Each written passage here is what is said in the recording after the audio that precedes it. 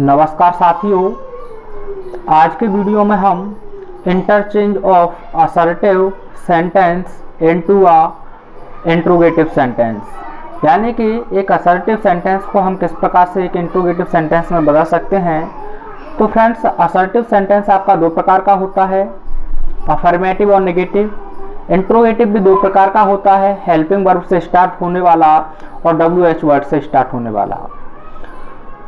तो आज का जो रूल नंबर आपका फर्स्ट है, यदि असर्टिव सेंटेंस अफर्मेटिव हो तो इंट्रोगेटिव बनाते समय सबसे पहले हम टेंस के अनुसार हेल्पिंग वर्ब को लाएंगे और सब्जेक्ट के बाद हमें नॉट का यूज करना होगा और अंत में सबसे महत्वपूर्ण जो चीज़ है आपको वह क्वेश्चन मार्क लगाना है।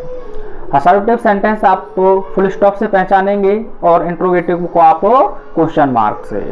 तो असर्टिव सेंटेंस जब अफर्मेटिव है, आपको सब्जेक्ट देखने को मिले या तो हेल्पिंग वर्ब दिया होगा, अगर हेल्पिंग वर्ब नहीं होगा प्रेजेंट इंडेफिनिट और पास्ट इंडेफिनिट में तो उसमें आपको मेन वर्ब दिया होगा, उसके बाद ऑब्जेक्ट, अदर वर्ड और लास्ट में आपको फुल स्टॉप देखने को मिलेगा।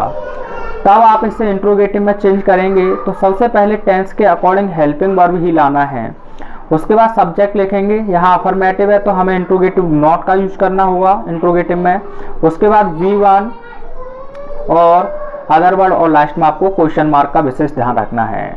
तो एक असर्टिव सेंटेंस का मैंने एग्जांपल लिया है, Tagore was a great poet. Tagore एक महान कवि थे। तो देखें फ्रेंड्स, यहाँ तो हेल्पिंग वर्ब आपको दे दिया है, तो आपको इंट्रोगेटिव बनाते समय सबसे पहले वॉज को ही लिखना है। किसे लिखना है फ्रेंड्स? वॉज को। तो आप लिखेंगे वॉज, उसके बाद सब्जेक्ट हो जाएगा टैगोर। फिर आपका अफर्मेटिव था तो आप इंट्रोगेटिव में नॉट का यूज करना है, देख सकते हैं। उसके बाद यूं का तुम लिख देंगे अ ग्रेट पोइट और क्वेश्चन मार्क। इसकी हिंदी है टैगोर एक महान कवि थे और इसका मतलब है क्या टैगोर एक महान कवि नहीं थे? नहीं थे मतलब उसका मतलब है थे। एक और एग्जांपल लेते हैं जिससे और अच्छे से समझ में आ जाए। You can solve this question, आप इस प्रश्न को हल कर सकते हैं। तो यहाँ तो हमें कैन दिए है मॉडल, तो आप लिखेंगे सबसे पहले कैन ही को, तो कैन, उसके बाद सब्जेक्ट हो जाएगा यू। यह अफर्मेटिव है तो आपको इंट्रोगेटिव में नॉट का यूज करना है, कैन यू नॉट। V1 आप लिख ही देंगे सॉल्व और दिस क्वेश्चन और लास्ट में क्वेश्चन मार्क। तो इसका मतलब है can you not solve this question, क्या आप इस क्वेश्चन को हल नहीं कर सकते हैं? तो इसका मतलब है आप इसे हल कर सकते हैं। और अगला एग्जांपल लिया है मैंने प्रेजेंट इंडेफिनिट का, जिससे अच्छे क्लियर हो जाए। The sun rises in the east, यानी कि जो सूर्य है वह पूरब में निकलता है। तो फ्रेंड्स, प्रेजेंट इंडेफिनिट है तो आपको डज लिखना होगा टेंस के अकॉर्डिंग, तो डज। उसके बाद आपको सब्जेक्ट लिख देना है द सन। अब आपका अफर्मेटिव है तो इंट्रोगेटिव में नॉट का यूज करना है, not. Does the sun not, first form लिखेंगे राइज इन द ईस्ट और क्वेश्चन मार्क। इसका मतलब है सूर्य पूर्व में निकलता है और इसका मतलब है क्या सूर्य पूर्व में नहीं निकलता है? तो इसका मतलब है हाँ, पूर्व में निकलता है। तो फ्रेंड्स, अब देखते हैं रूल नंबर सेकंड को।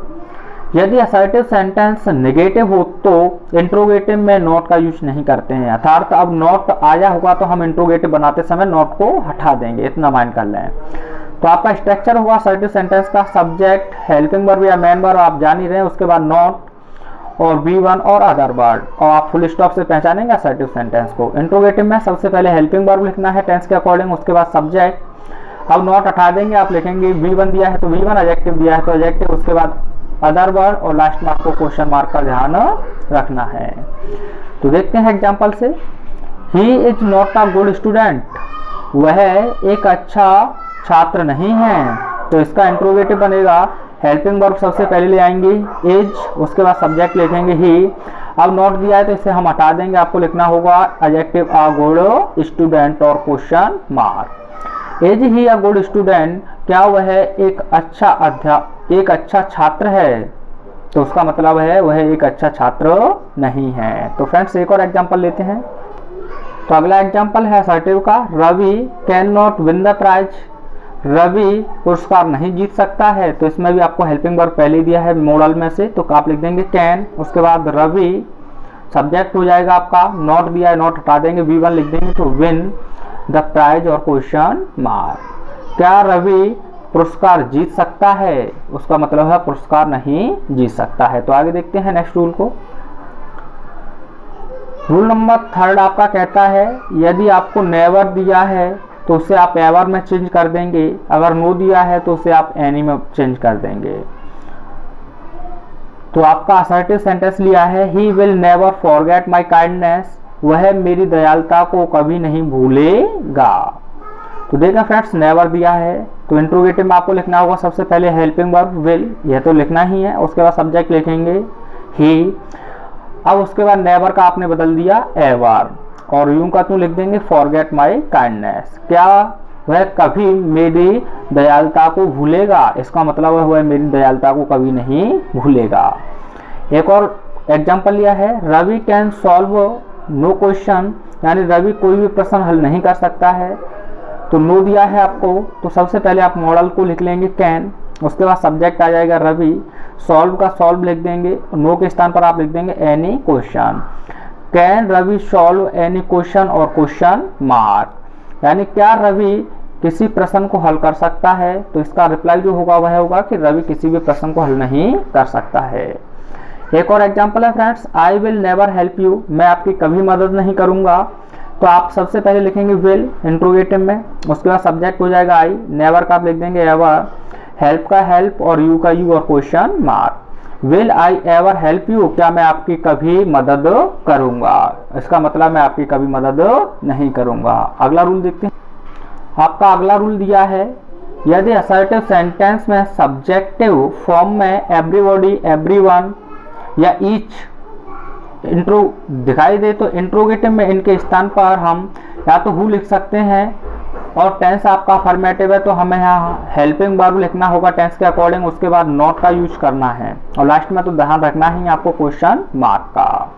तो एक एग्जांपल लिया है एवरीवन नोज नरेंद्र मोदी, यानी प्रत्येक या हर कोई मोदी को जानता है, यानी नरेंद्र मोदी को जानता है। तो देखें फ्रेंड्स, एवरीवन से स्टार्टिंग हुई है सब्जेक्टिव रूप में, तो इसी के स्थान पर आप लिखेंगे इंट्रोगेटिव में हु, और टेंस प्रेजेंट इंडेफिनिट का है तो आप लिख देंगे डज नॉट, क्योंकि सिंगुलर सब्जेक्ट होता है हु, तो डज नॉट।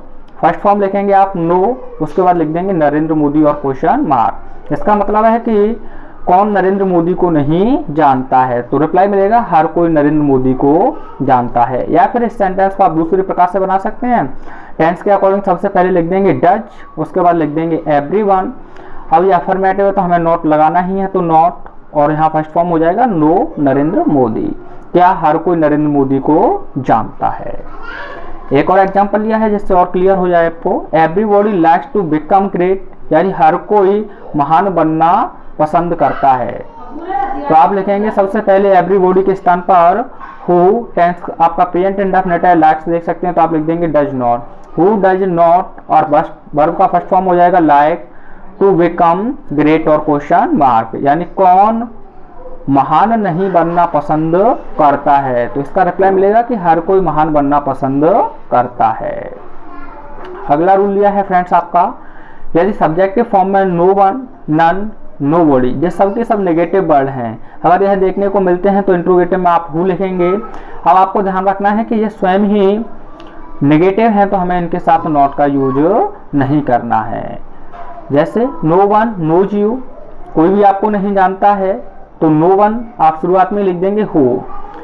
अब यह हु के बाद हमें फर्स्ट फॉर्म ही चाहिए और उसमें एस या एस, तो नोज और यू क्वेश्चन मार्क, आपको कौन जानता है, तो आपको रिप्लाई मिलेगा आपको कोई भी नहीं जानता है।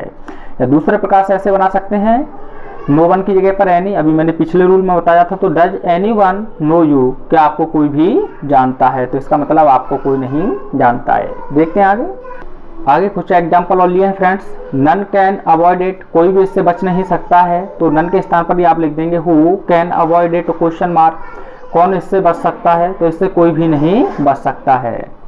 अगला असर्टिव सेंटेंस है nobody would like to be a slave, यानी कोई भी एक दास बनना पसंद नहीं करेगा, तो नोबडी में भी आप सबसे पहले लिखेंगे हु, और नेगेटिव वर्ड है तो नॉट यूज नहीं करना है, तो आप सीधा लिख देंगे who would like to be a slave और क्वेश्चन मार्क, यानी कौन एक दास बनना चाहता है, इसका मतलब है कोई भी दास बनना नहीं चाहता है। आगे है फ्रेंड्स, यदि असर्टिव सेंटेंस का स्ट्रक्चर इस प्रकार है, यानी इट दिया है, उसमें हेल्पिंग वर्ब दिया है, नो दिया है या ना दो कोई दिक्कत नहीं है, अगर दिया है तो अच्छी बात है, अगर नहीं दिया है तो, और उसके बाद एडजेक्टिव दिया है टू प्लस B1 अर्थात इन्फिनेटिव वर्ब दिया है और अदर वर्ड। तो आप इसे इस प्रकार से चेंज करेंगे, सबसे पहले हेल्पिंग वर्ब ही लिखेंगे, उसके बाद आप इट सब्जेक्ट को ले जाएंगे, नो के स्थान पर आप एनी लिख देंगे, अगर नहीं दिया है तो कुछ नहीं लिखेंगे, नॉट लिखेंगे, बस ये ध्यान रखना है। उसके बाद एडजेक्टिव टू और B1 और क्वेश्चन मार्क। दूसरे प्रकार से बना सकते हैं, व्हाट लिखना होगा, उसके बाद एडजेक्टिव को लिखना है, तब आप हेल्पिंग वर्ब लिखेंगे और इट और उसके बाद टू और B1 प्लस अदर वर्ड। इस चीज को आप माइंड कर लें। जैसे एग्जांपल से समझते हैं, it is no good to help this poor man, यानी कि इस गरीब व्यक्ति की मदद करना अच्छा नहीं है। देख सकते हैं इट से शुरू आया तो सबसे पहले आप लिख सकते हैं एज, उसके बाद लिखेंगे इट, नो के स्थान पर एनी, अब यूं का तू लिख देंगे good to help this poor man question mark.